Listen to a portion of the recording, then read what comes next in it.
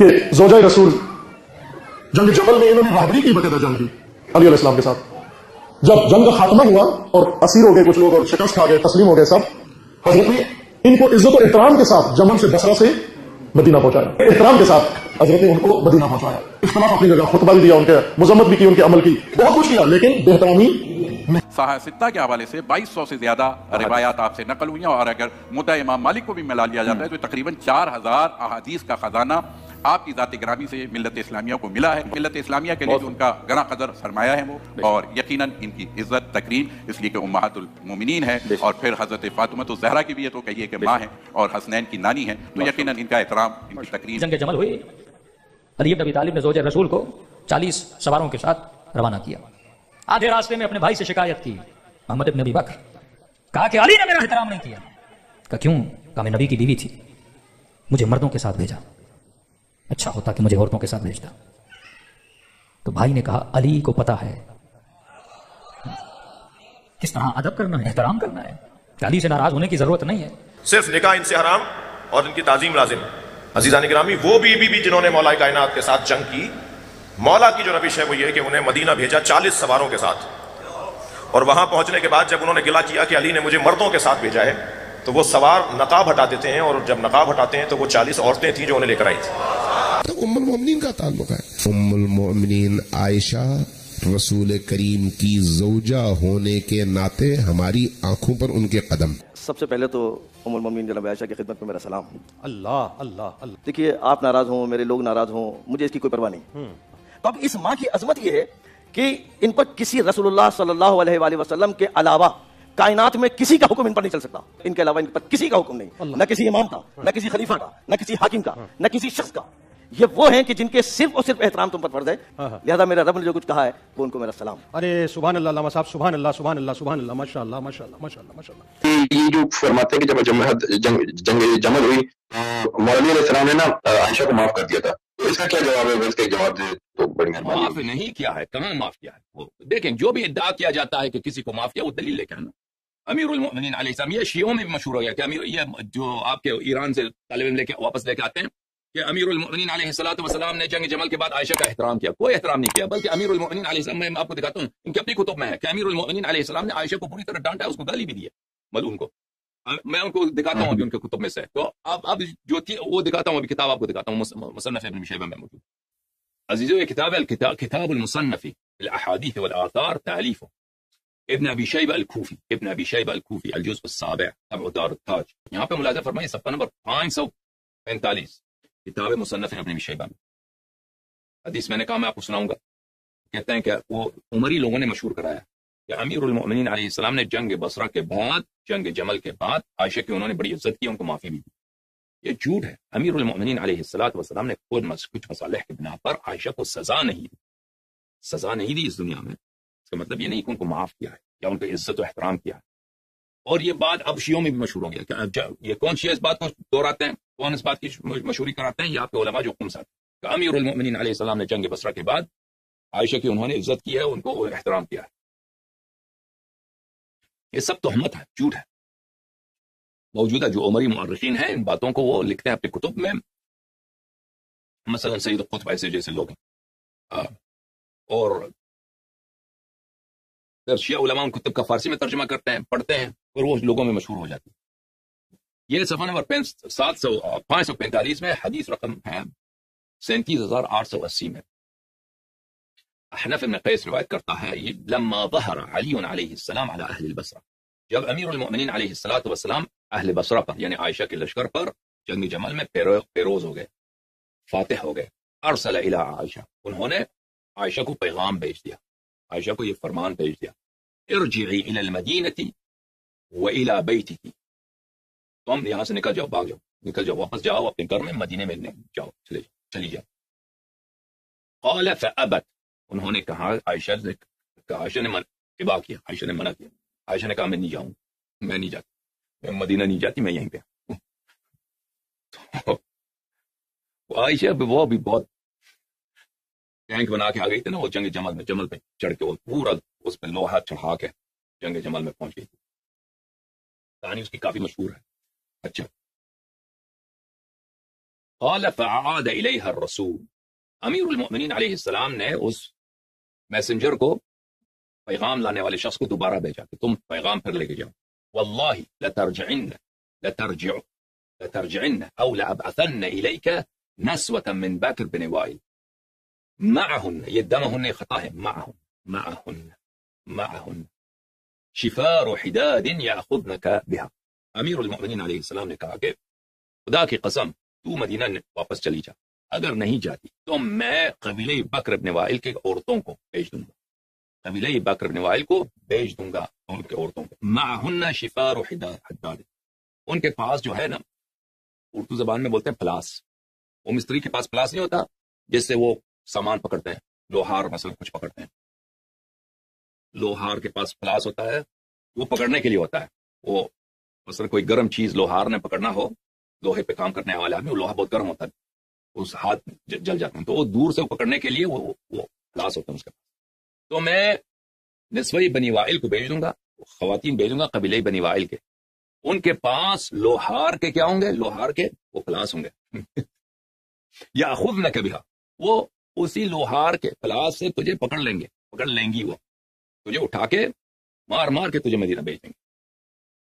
فلما رأت ذلك خرج، جب عائشہ نے یہ دیکھا کہ اب تو بےزتی ہوگی، مجھے مار پڑے گی عورتوں کو بھیج دیں گے، وہ تو یہ سوچ رہی تھی کہ امیر المؤمنین علیہ الصلوۃ والسلام یہ تو مرد ہیں، یہ تو خود مجھے کبھی ہاتھ مجھ پہ نہیں اٹھائیں گے، اس کو تو پتا تھا عائشہ کو یہ خود مجھ پہ ہاتھ نہیں اٹھائیں گے کبھی، اور ان کے جو ساتھ جو مرد لوگ ہیں ان کو بھی کہیں نہیں کہیں گے تو کہ مجھ پہ ہاتھ اٹھاؤ، مجھے کیسے زبردستی بھیج دے گا، نہیں بھیج سکتا مدینہ۔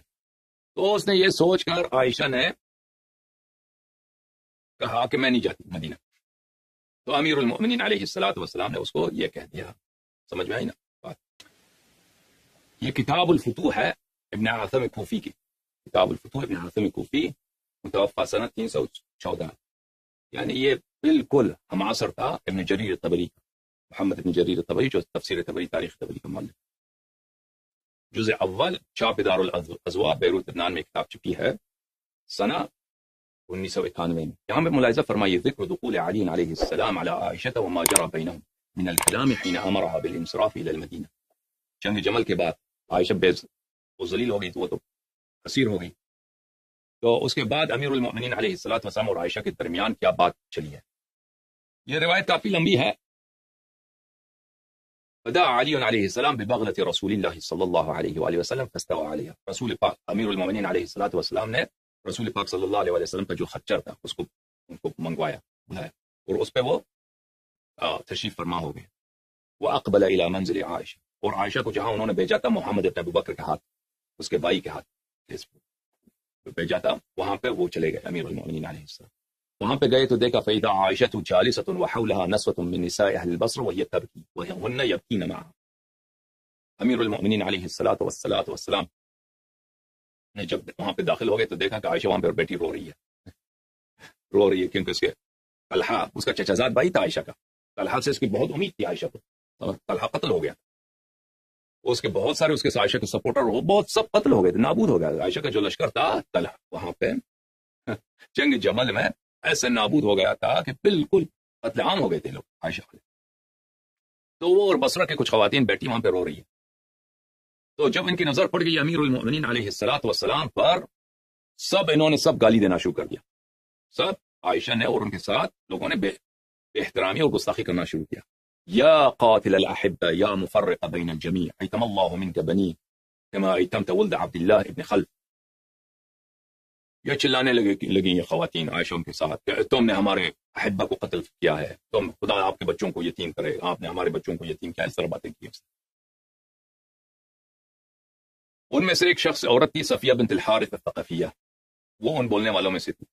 امیر المؤمنین علیہ السلام نے اس کی طرف دیکھا فعرفہ، اس کو پہچان لیا۔ اما انی لا الومکی ان تبغضینی وقد قتلت جدکی فی یوم بدر فقتلت عمکی یوم احد فقتلت زوجکی الان۔ فرمایا امیر المؤمنین علیہ السلام میں تجھے ملامت نہیں کرتا کہ تو مجھے گستاخی کرے، کیونکہ میں نے تیرے دادا کو جنگ بدر میں نے اس کو جہنم بھیج دیا، اور اس کے دادا کے بعد تیرے باپ کو میں نے جنگ، اور تیرے چچے کو میں نے جنگ احد میں جہنم حاصل کر دیا، اور تیرے زوج کو، تیرے شوہر کو ابھی آج اس جنگ میں نے جہنم حاصل کیا۔ ولو كنت قاتل الأحبة كما تقولين لقتلت من في هذا البيت ومن في هذه الدار. اگر میں واقعا قاتل شخص ہوتا جیسے تو کہہ رہی تو میں بھی سب کو یہاں پہ میرے دشمن ہیں اور جنگ میں پکڑے گئے ہیں. آپ کمانڈر تو یہی بیٹھی ہے جنگ کا عائشہ. میں آپ سب لوگوں سب کا قتل کا حکم صادر کرتا. آپ سب کو بھی کوئی مشکل نہیں ہے. جنگ میں پکڑے گئے، جنگ میں آئے ہیں، وہ عورت ہی ہے. عائشہ عورت بھی ہو، جنگ میں کیوں آئی؟ امیر المؤمنین علیہ الصلوۃ والسلام سے جنگ کیوں کیا؟ تو اس کو میں قتل کا حکم دیتا. فاقبل علی علیہ السلام علی عائشہ. امیر المؤمنین علیہ الصلوۃ والسلام نے عائشہ کی طرف رخ کیا اور فرمایا الا تنحین کلابک هؤلاء عنی. عائشہ سے کہا کہ کیا تو اپنے کتوں کو، ان کتیوں کو، اس کلاب کی، اپنی ان کتیوں کو مجھ سے دور نہیں کرتی؟ وہ خواتین وہ گستاخی کر رہی تھی نا امیر المؤمنین علیہ السلام سے کہ تم نے ہمارے شوہروں کو قتل کیا. عائشہ بھی ساتھ وہ گستاخی کر رہی. فرمایا عائشہ سے کہ کیا تم اپنی ان کتیوں کو مجھ سے دور نہیں کرتی؟ اما اننی قد حممت ان افتح باب هذا البيت فاقتل من فيه وباب هذا البيت فاقتل من فيه. وہ جس گھر میں عائشہ بیٹھی ہے نا، وہ عائشہ نے وہ کیا کیا تھا وہاں پہ. اب اس کے جو اس کے ساتھی تھے عائشہ کے جنگ میں، جمل میں، جیسے عبداللہ ابن زبیر ہیں، یہ لوگ ان کو چھپائے رکھا تھا اس گھر میں. مختلف قوموں میں ان کو چھپائے رکھا تھا جو جنگ سے فرار ہو گئے. امیر المؤمنین علیہ السلام نے فرمایا کہ تو ان کو منع نہیں کرتی اپنے کتیوں کو؟ ابھی میں حکم دیتا ہوں کہ اس کمرے میں جو شخص تم نے چھپائے رکھے ہیں، اس کمرے میں جو افراد تم نے چھپائے رکھے ہیں جنگ سے مفرور افراد، ان کو سب کو قتل کیا جائے. ولولا حبی للعافیت لاخرجتهم الساعة فضربت اعناقهم صبرا. اگر میں واقعا میں عافیت نہیں چاہتا، میں امن و امان نہیں چاہتا، میری خواہش نہ ہوتی اور میرے کرم اور بزرگی اور مہربانی مجھ میں نہ ہوتی، میں ابھی حکم دیتا کہ ان کو کمروں سے نکالا جائے. تم نے ان کو چھپائے رکھا ہے، ان سب کو یہاں سے نکالا جائے، ان کا گردن مارا جائے. جب یہ فرمایا تو فسکتت عائشہ ساکت ہو گئی. عائشہ وہی چلانے والی تھی نا، وہ بدتمیزی کر رہی تھی. وسکتت النسوة ولم تنطق واحدة منهن. سب خاموش ہو گئے، سب خاموش. بس ان کو ڈر لگ گیا کہ واقعا ہمارے جو عزیز یہاں پہ چھپے ہوئے ہیں جنگ سے فراری لوگ. ان کو عائشہ لے کے آئی تھی نا مکے سے اور مدینے سے، لوگوں کو بلایا تھا، مختلف قبائل سے بلایا تھا کہ ہم جا کے وہاں پہ قبضہ کریں گے، عراق پر اپنی حکومت بنائیں گے. اچھا. ثم اقبل علی علیہ السلام علی عائشہ فجعل یوبخها ویقول. امیر المؤمنین علیہ السلام پلٹ کے عائشہ کی طرف اور عائشہ کو ڈانٹنے لگے، توبیخ کرنے. توبیخ یعنی کیا؟ ڈانٹنا، مذمت کرنا. مذمت کرتے ہوئے انہوں نے یہ فرمایا امرک اللہ ان تقری فی بیتک. خدا نے تمہیں حکم دیا، قرآن کی آیت ہے، وقرن فی بیوتکن، کہ تو اپنے گھر میں رہے. تجھے خدا کے قرآن سے کوئی شرم نہیں ہے؟ تجھے خدا کے قرآن سے شرم نہیں ہے؟ وتحتجبی بسترک ولا تبرجی. قرآن نے حکم دیا کہ تم پردے سے رہو، گھر میں رہو اور مردوں کے ساتھ باہر نہ نکلو. تم قرآن کی آیت بھول گئی. فعصیتہ وخذت الدماء. تم نے قرآن کی معصیت کی اور تم خون میں ڈوب گئی. تم نہ صرف تم نے خون بہایا لوگوں کا، بلکہ تم خون میں تم ڈوب گئی ہو. تقاتلینی ظالمہ وتحرضین علی الناس. تم ایک ظالم کے طور پر، ایک مجرم کے طور پر مجھ سے لڑتی ہو، مجھ سے جنگ کرتی ہو اور لوگوں کو فتوے دیتی ہو کہ تم پہ واجب ہے، آ جاؤ علی سے قتال کرو، لڑو.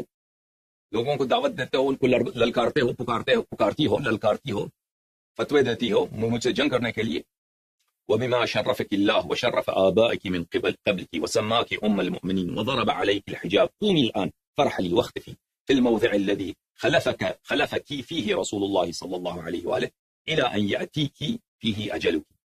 ثم قام علي عليه السلام فخرج من عنده.